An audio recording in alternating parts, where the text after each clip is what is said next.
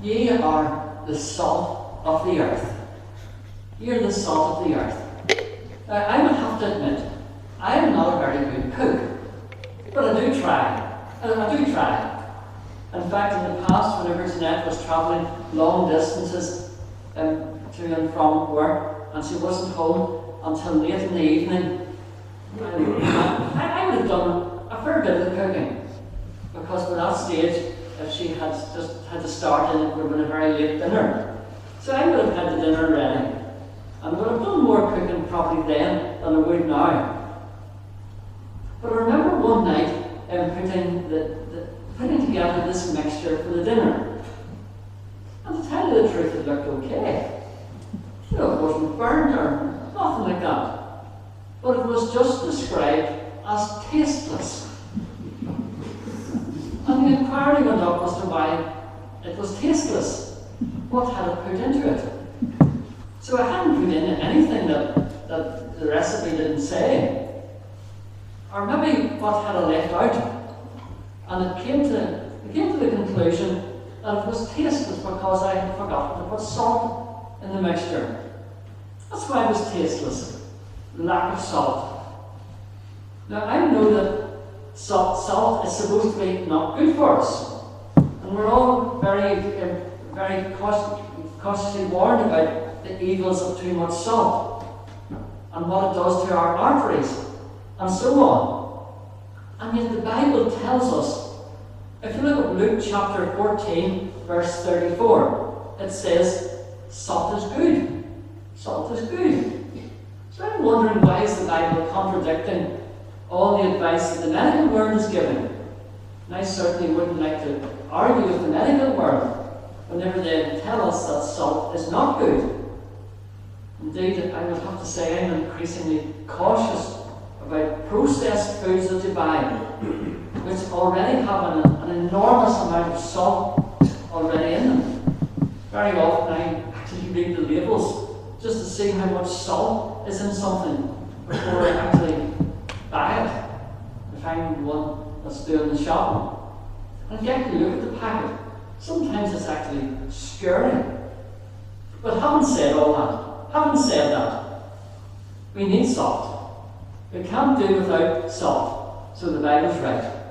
It says salt is good. I remember as a child, we used to have porridge every morning. Now, it was made from scratch, not the packet stuff. And there was no microwave. So it had to be made on the stove. And it was made from scratch, so it was normally made the night before. Then in the morning, it was heated up. Or maybe if there was plenty of time, we would have made it in the morning. But occasionally, once in a while, whoever was making the porridge, they would have forgotten to put in just a wee pinch of salt. Just a wee shaken, wee pinch of salt. And you literally couldn't eat the porridge. You couldn't eat it. You would try and put maybe an extra inch deep of sugar. But that didn't compensate. It didn't compensate for this lack of salt. Just a thimble full of salt made all the difference. Half a thimbleful. So go along with the Bible when it says salt is good. Although now I have to emphasize, it definitely doesn't do us any good to eat the processed stuff, processed foods that contain a bucket of salt. It's already baked into it. But in its own right, salt is good. Salt is good because Jesus says about Christians, about followers of Christ, you are the salt of the earth. You're the salt of the earth. The salt of the earth. Tell us this. Have you come across people like that? The salt of the earth. I know I have. I have. You see, salt is a wee bit like influence. We were talking about influence earlier on. Salt is a wee bit like influence. And salt influences food. Even a wee tiny bit of salt. It adds flavour. It creates taste. And all the rest of it. And you know it's there, even a tiny amount. And Christians are called to be the salt of the earth, to influence others for good, to make their presence felt in a positive way for Christ. Wonder, have you met anybody of that description? Do you know, I know myself, I could make a long list of people who were the salt of the earth and who were such an influence on me. Do you know, I could take a piece of paper and I could write down their names. Jonathan, I would write down your name on that list.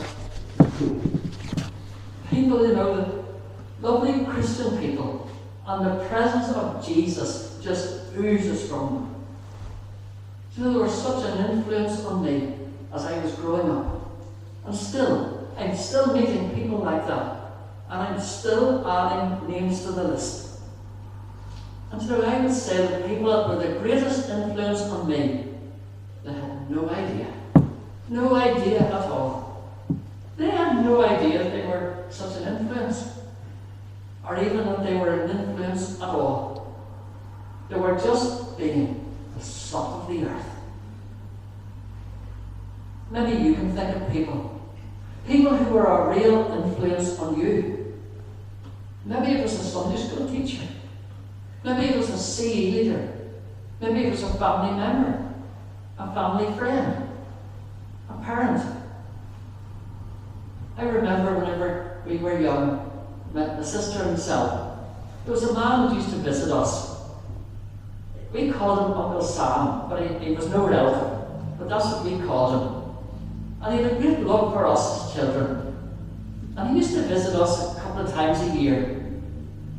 And you know, it was just like having Jesus come to visit. That's what it's like. I'm sure that man is dead 35 years. But I can still remember the impact that he had on me. He used to write us letters, encouraging us in our faith. I kept all the letters. And still have them to this day. And I guarantee he had no idea. He was just being the salt of the earth. Maybe you can think of people that influenced you. And they urged you to trust Christ. And you saw in them what it was like to be a real Christian. Because you saw it in them. Don't you come across people like that? Maybe you can think back to someone and they were such an influence on you. That was God speaking to you. That was God calling you to himself. Oh, I wonder, have you answered that call? You know, so many people, they've come to Christ as the result of a godly mother.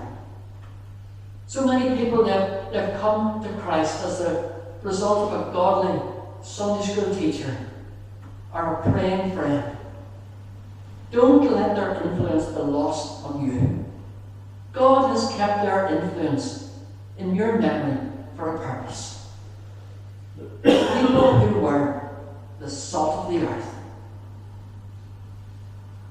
I was in a church a couple of Sunday weeks ago, and I was speaking at the church, and there was a man in the congregation who had given his testimony, and there was a lady who belonged to the congregation, but sadly she wasn't able to be there because of ill health. And he's the loveliest Christian man, never met the like of him. And he said, I'm here because of that woman down there.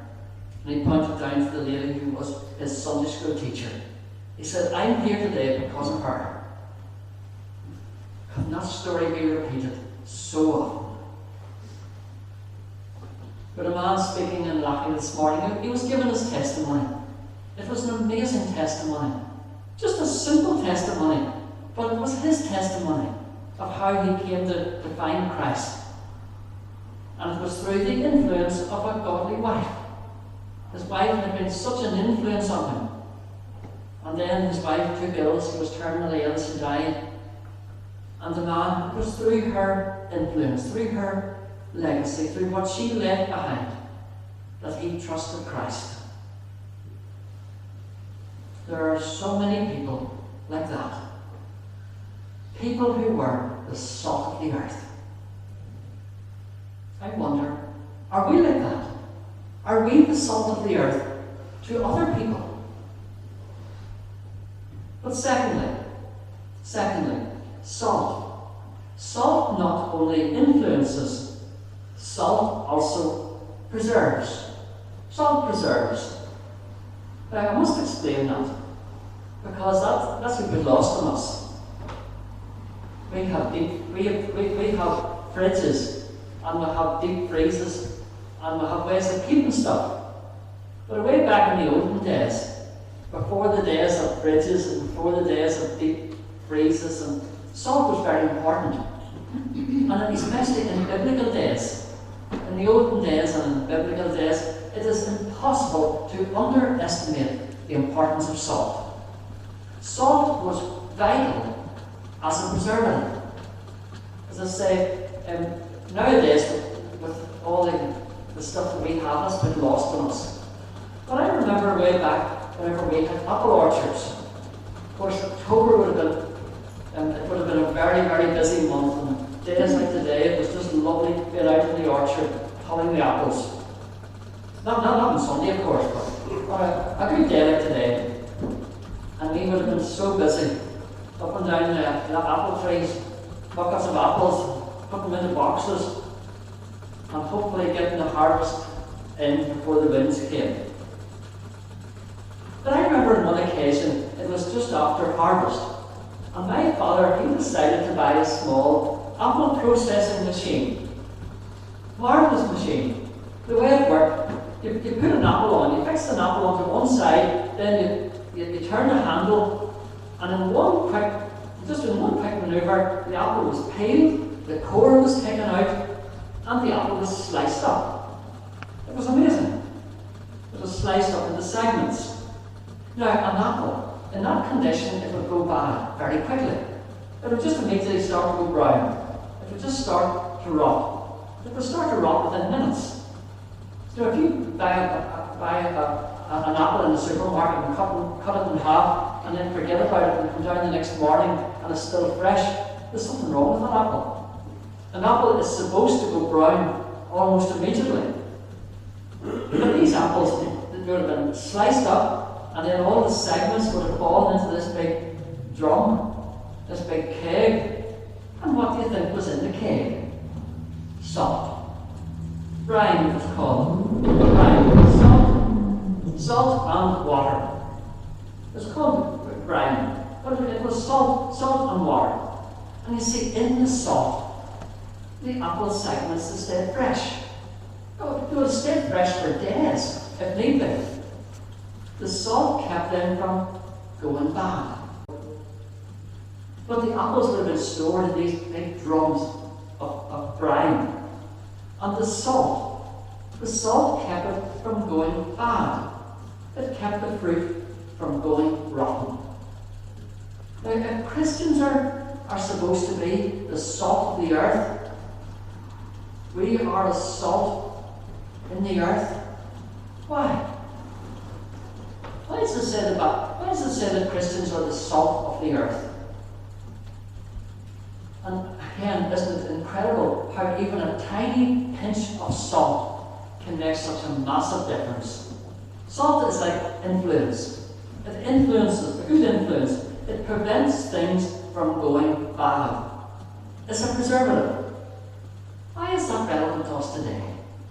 Well, you know, it doesn't take a genius to work out that the world around us is not good. It's rotten. If we watch our TV screens, if we read the newspapers, the state that the world is in, it's in a state of godlessness.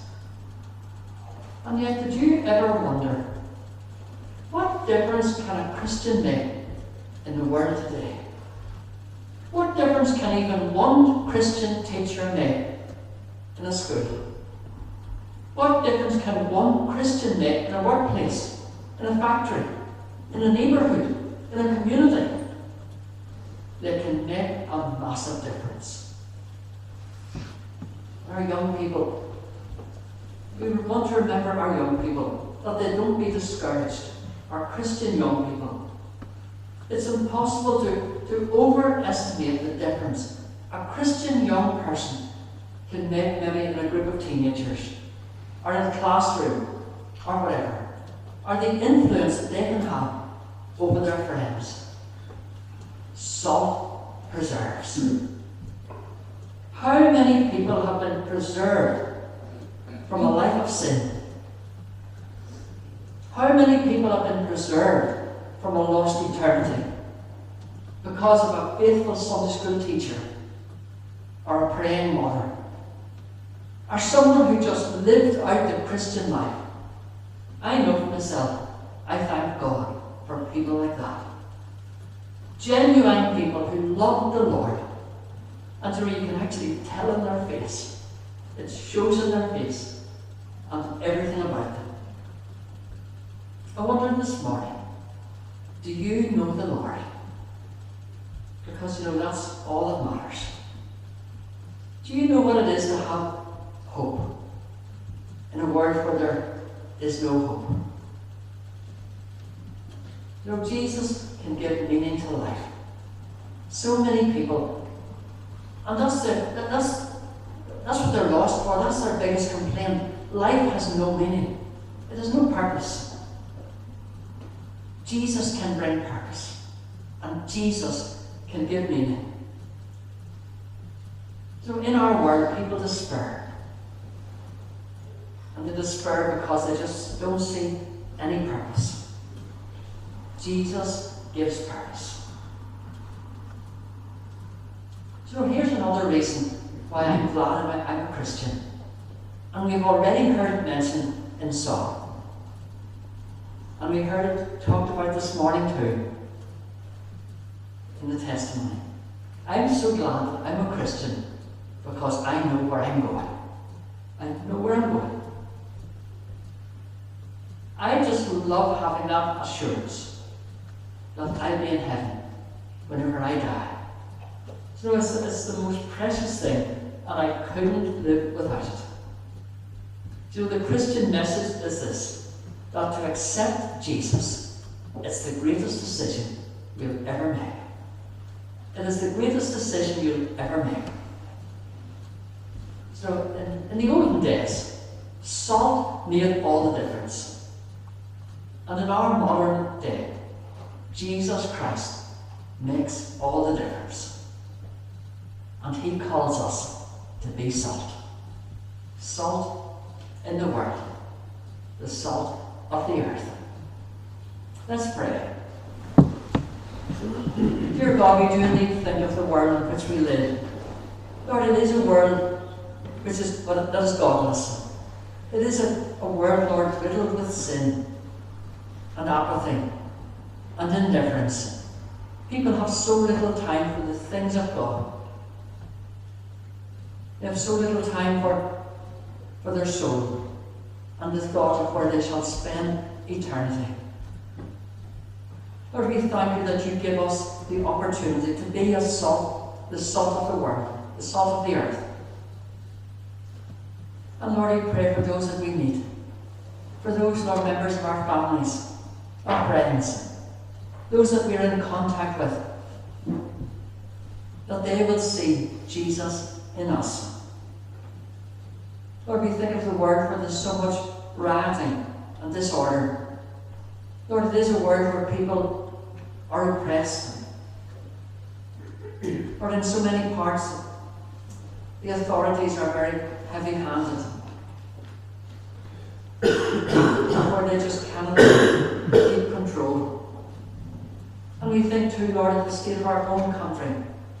We think of the laws that are set to be passed with regards to abortion. And we pray, Lord, that the Holy Spirit of God will intervene.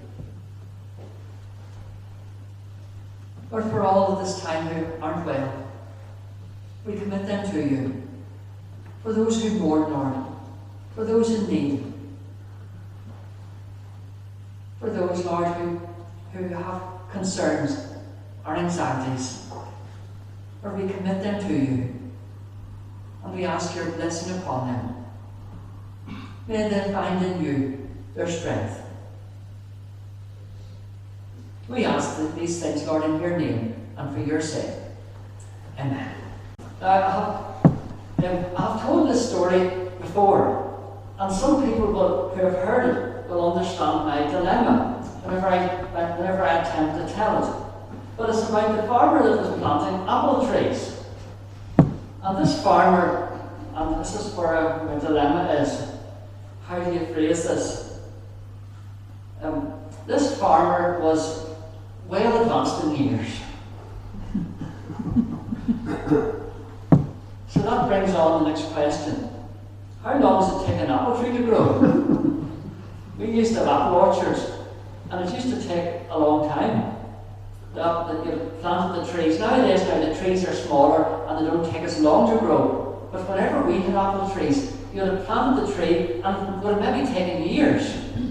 And there's this farmer, and he's not a young man, and he's planting these apple trees. And this young fella comes along. Now, the young fella is a bit rude and maybe a bit cynical. And he says to the man planting the trees, he says, "What on earth are you doing that for? At your age? Sure, you planting apple trees. Sure, you never lived to eat any of the apples."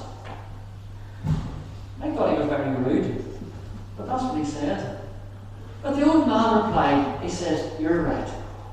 He says, "I may never live long enough to eat any of the apples, but others will, and they'll thank me." You see, we don't always do things for ourselves, but we do them for others.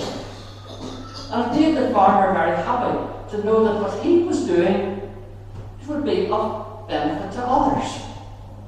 He wasn't just thinking of himself, that there would come another generation, and they would take advantage of the trees that he had planted and enjoy the fruit. And you know, it's true. If we only thought of ourselves, wouldn't it be a very poor world? And even better, wouldn't we be a lot the poorer if the people before us had only thought of themselves? No, we think of each other. We think of others. Perhaps it's in the things we do. Perhaps it's in the things we say. Perhaps it's in our encouragement. Maybe the way we live. Perhaps by our influence. You know, influence is a very important thing. A good influence can have long repercussions. They're like ripples. Ripples in the middle of a lake. There's a place, we have a house up in Carrickfergus, and there's a spot that I love to go and sit. And sometimes on a very calm day, when the sea is just like a mill pool, you notice it best. But sometimes a big ship goes up the loch, and you sit and you watch the ship go past, and then it goes out into the open sea and it disappears. And then the ripples start to come into the shore. It's quite amazing. A good influence is just like that. The influence we make is just like those ripples. Or it's like the seeds we plant, which grow, and others enjoy the fruit.